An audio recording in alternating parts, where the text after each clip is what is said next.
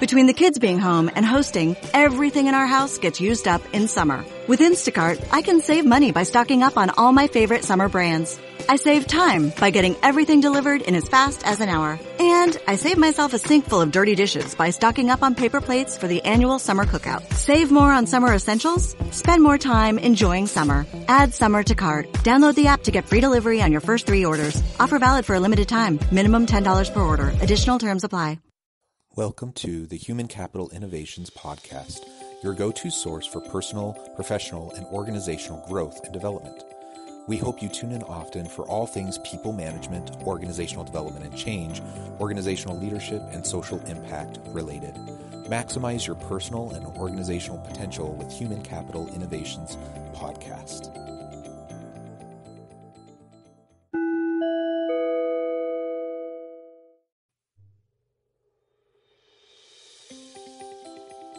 Welcome to the Human Capital Innovations Podcast.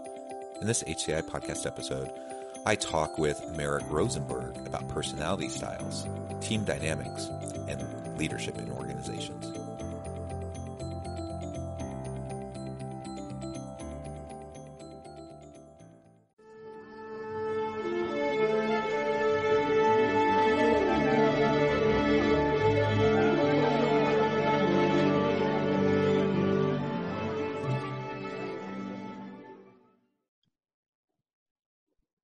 Merrick Rosenberg, welcome to the Human Capital Innovations Podcast.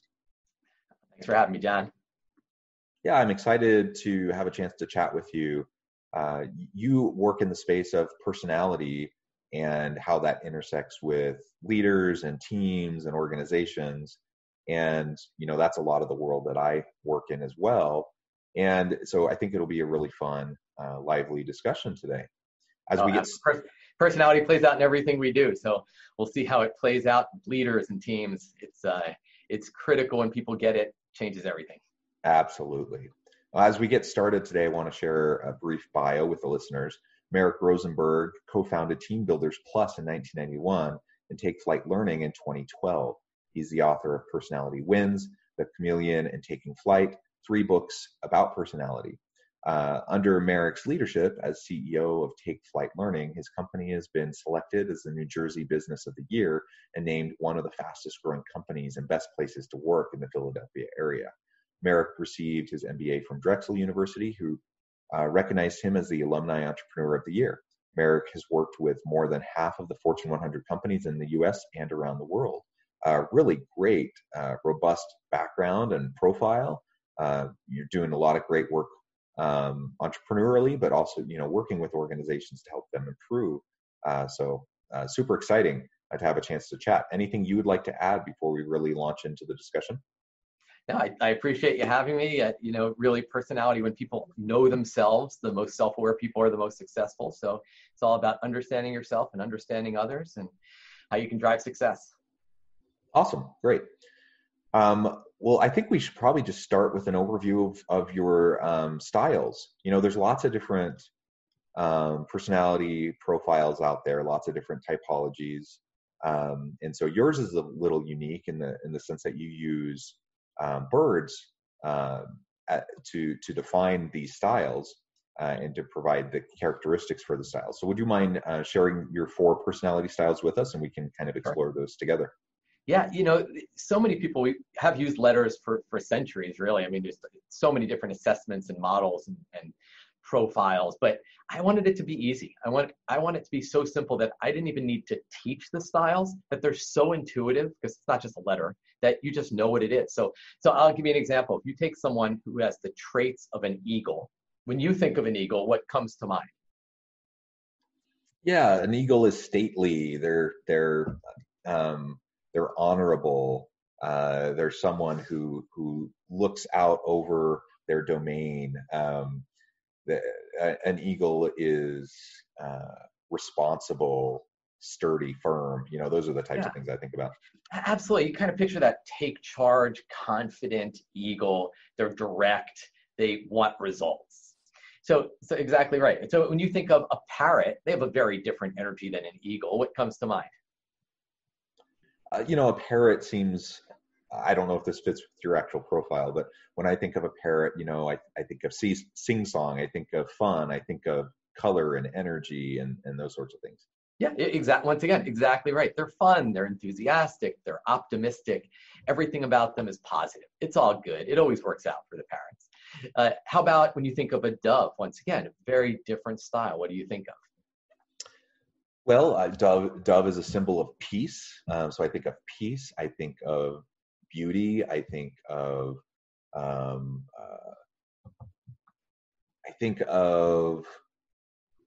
someone or something that just has a nice. I can't think of the word I'm trying to spit out. They're just kind and caring and passionate. It's exactly right. I mean, there's just a lovely creature that that people look towards. For peace. Yeah, exactly right. They're harmonious and they're caring and compassionate and peaceful. The peacemaker, you get it. How about the owl? When you think of someone had those traits of an owl, what do you think they're like? Well, an owl, we say the owl is wise, right? So the owl is all-seeing, they're wise, they're knowing, and not necessarily someone I would want to go hang out with, but but someone that I would trust. Well, and trust with the data, because for the owl, and you use the word wise, and like any style can be intelligent, but we do attribute that to the owl. In fact, every cartoon owl that's ever drawn is pictured as wise because they're about knowledge and information. And if they're going to do something, they're going to do it right. They have a process and a plan. So what you did there is exactly what happens when I introduce these in organizations. Is they're so intuitive. So I don't have to spend so much time teaching a model.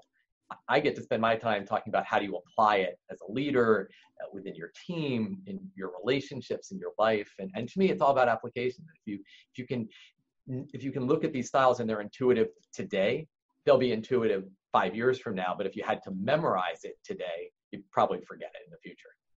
Yeah, good. Anything else you want to share as just a brief overview of the styles? Yeah, I mean, look, we're not just one of them. We're a combination of all of them for sure.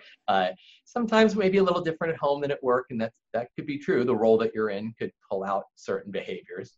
But look, we all are probably one or two of them that are pretty strong for us. But you can, of course, display any behavior. Look, no matter what your style is, yes, you can display eagle, parrot, dove, or owl traits. But there's probably one or two which are like, that's your core.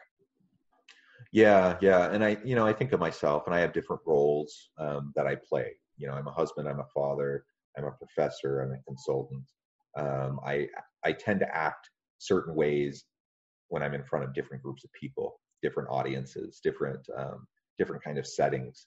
I tend to, a different side of me might come out. And so to your point, this is actually one of the reasons why, sometimes I get a little nervous when I talk about personality profiles because of some of the experiences I've had with people being really overly rigid and dogmatic about profiles, such as you have ones like the color code, or you have the Big Five, you have Myers-Briggs, and people become kind of disciples of the style, I found, and then they go around trying to put people into buckets rather than using it for what it's the real value of the styles is self-reflection and better understanding ourselves and our connection with other people, rather than being dogmatic about, well, this profile says this, so that means you must be doing this and blah blah blah.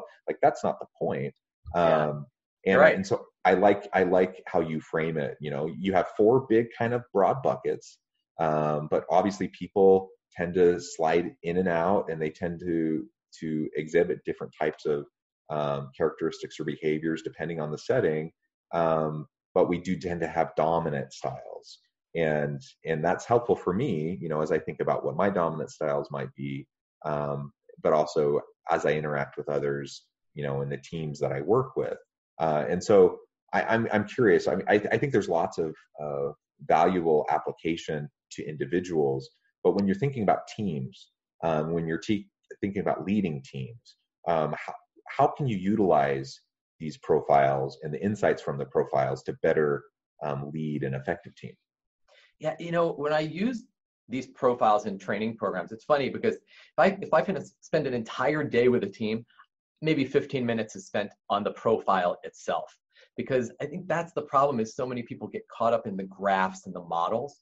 And what we really need to do is understand, how am I impacting my people as a leader? So I'll give you an example. If you're an owl leader, is it likely that you're creating a culture or an environment that has a lot of systems and processes and standard operating procedures and timelines and milestones and tracking?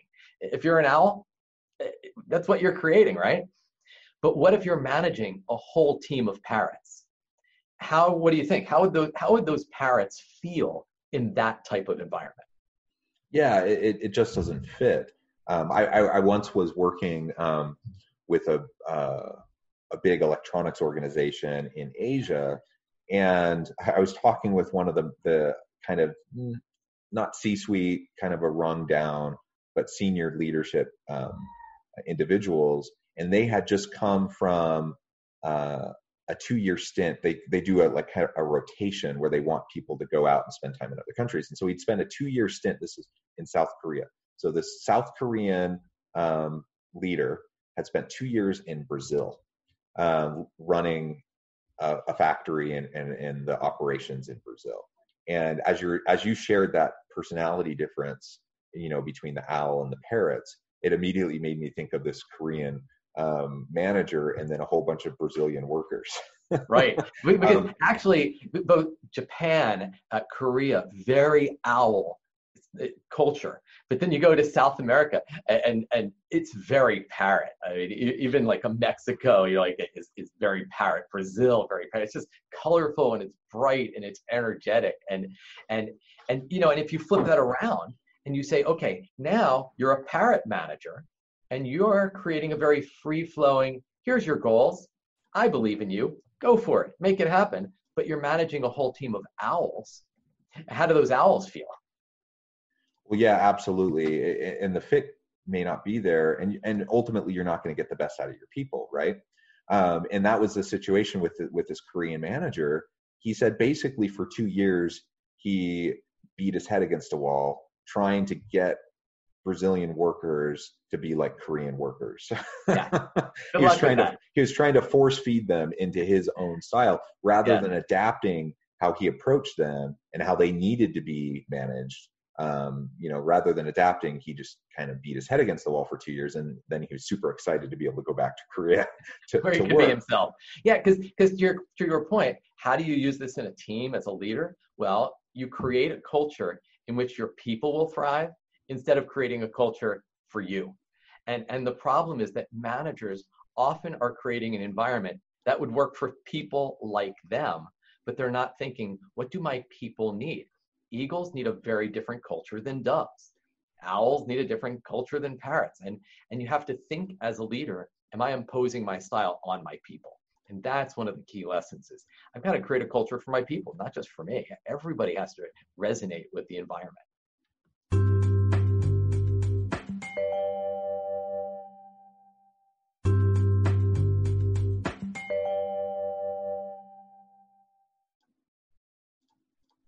Yeah, absolutely. And so I wonder how that also fits, in your perspective with leaders as they're forming their teams and as they're trying to maintain their teams. So if I'm running an organization or I'm leading a team of a group of people, how should these personality profiles inform the way I go about creating a dynamic team? It should be one of the considerations. And if you think about how most managers form teams, they think about skill set, not style. They think, okay, this person's the expert in this, you're the expert in this, you're the expert in this. I've just formed a team. Maybe there's 4 people. And I agree, you have to think about skill set. But if you think about why teams fail, is it because of the lack of skill, or is it often the drama that plays out within that organization and within the culture itself? And when you're forming the team, I think style should be one of the factors that you're thinking about. Maybe you create a team and you're missing one. Like you miss that parrot. And now it comes time, you have this great idea. You've thought it, big picture idea from an eagle.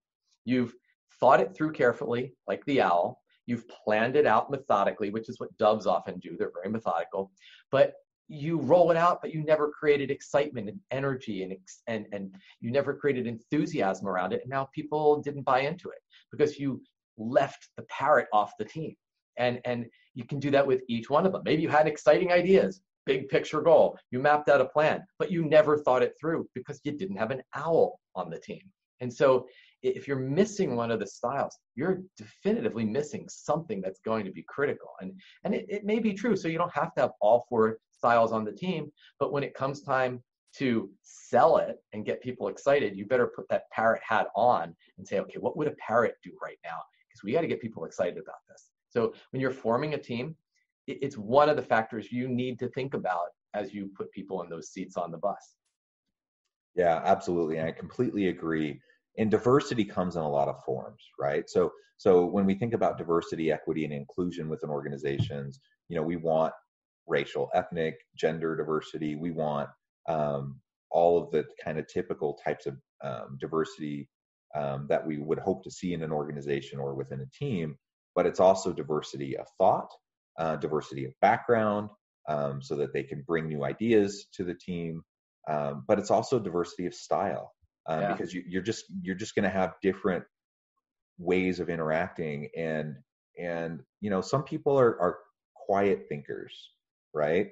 And if I'm managing that team, I need to make sure that the parrot, the more outgoing type of individual doesn't overshadow the person who has a lot of contributions to make, but they might be a little bit more quiet or reserved or less willing to just, openly share unless they're sought after, their insights are sought after. Yeah. So, there's all these dynamics these dynamics that we need to carefully consider in forming the team, but then also in thinking about how do they interact with each other? How do we best support each of them and help really the team to thrive as they move forward? How about within, or go ahead. It looks like you have something else. So often teams, you have leaders who you have a meeting and you only hear from the more extroverted, outgoing, which tend to be the parrots and the eagles, but you don't realize those more quiet thinkers, as you said, those owls and the doves may have great ideas, but they're just not getting heard. And we have to make sure that tapping into the power of the entire team, not just the more vocal members of the team. Yeah, absolutely. So how about within organizations as a whole? Do organizations have personalities? How should a leader think about these styles in that way? Yeah, if you think about a company, a whole company has a culture, and you can see the personality, and it often comes from the top. I'll give you some examples. If you look at, I'll give you like 4 leaders, one from each style, and you can see the culture of those organizations are so different. You get somebody like a Richard Branson, so parrot. And the culture at Virgin that's what it is. It's fun, it's big. I mean, their marketing is big, and everything about them, it comes from his parrot energy. You get somebody like a Howard Schultz from Starbucks. I love one of the things he said. I heard him once say, I wanted to create a company that my father never got to work at. I mean, is that more Dove? I mean, and you look at how they invest in their people.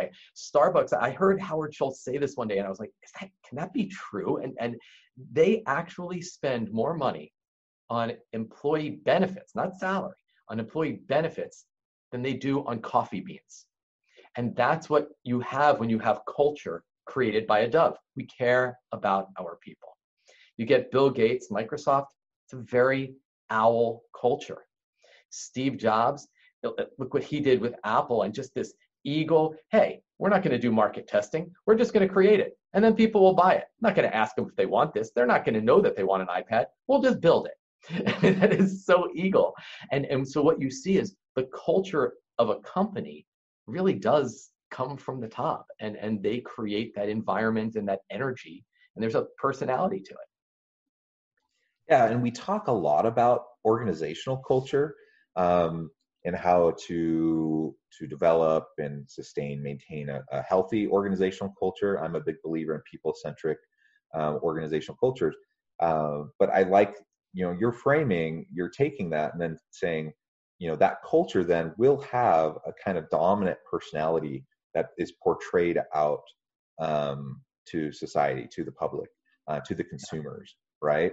And I once had a debate with someone who was trying to argue that organizational culture wasn't like really a thing. They said basically organizational culture doesn't really exist, and if it does exist, it's really not an important factor.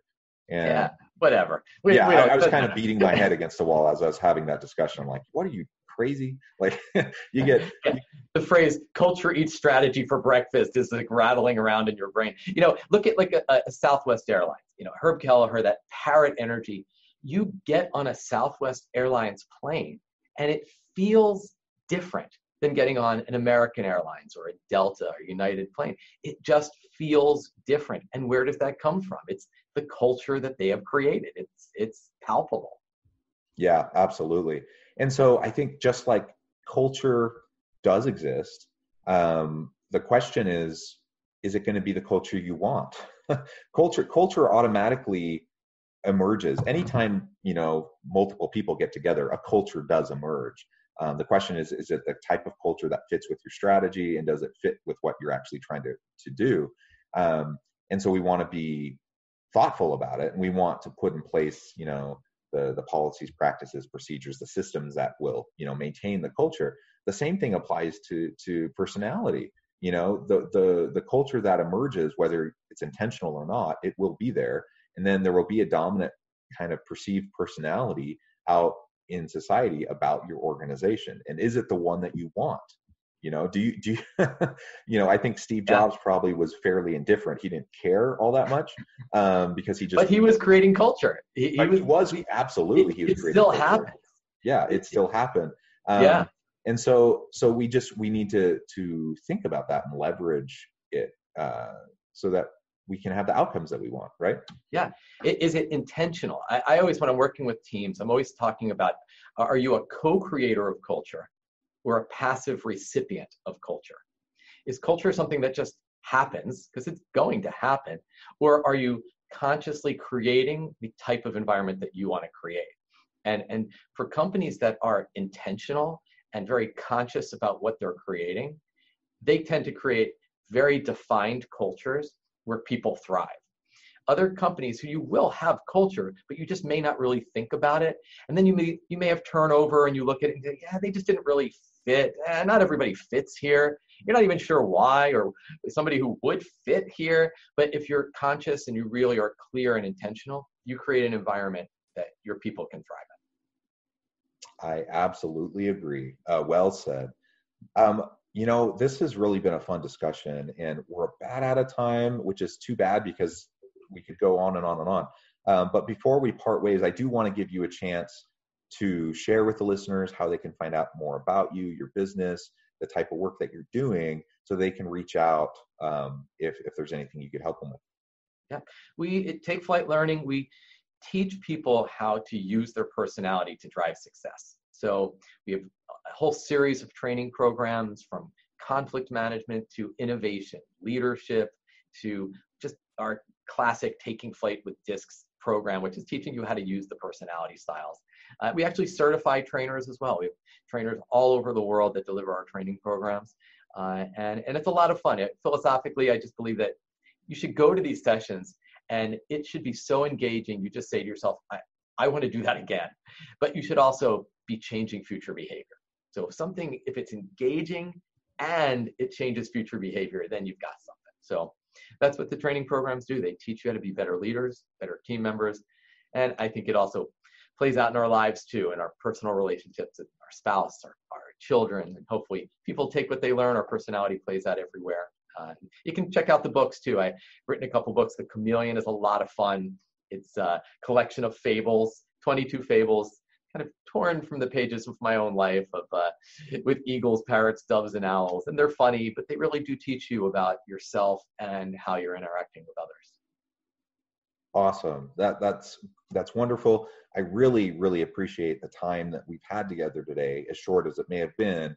And I appreciate you sharing all those resources with us. I encourage listeners to reach out and make sure that you get a chance to connect with Merrick and his company, learn more about him, check out his books. Thank you so much for the time together. I hope everyone stays healthy and safe, and have a wonderful week.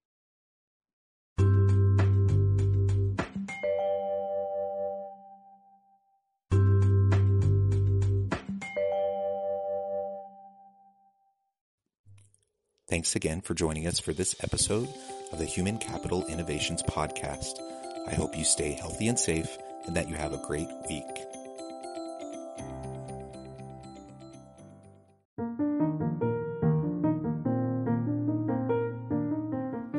Check out our new weekly LinkedIn newsletter, Alchemizing Human Capital, exploring industry trends via original research and interviews with executives and thought leaders from across the globe. We look forward to having you join us.